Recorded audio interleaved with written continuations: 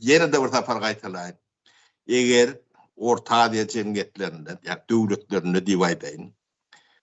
Birinji taryhy bilen ýüzleşme, o siýasy reforma, ykdysady reforma, hukuk reforma, şolaň gündemine däw bolsa, ýurtlary ortaň elindedir.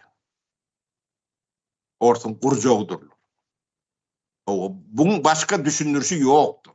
Bu Türkmenistan'da da değiştiler, Kazakistan'da da değiştiler, Özbekistan'da da değiştiler. Azerbaycan'da hem becetinde de değiştiler. Yani tarih bilen yüzleşen olsalar, ona lüstrasiya diýilýändir. O siyasi reforma barada gurrun gidiyen olsa, käbirleri edip bilýän bolsalar, ýeki gurrun däl bu netijeden bolmaly. Ondan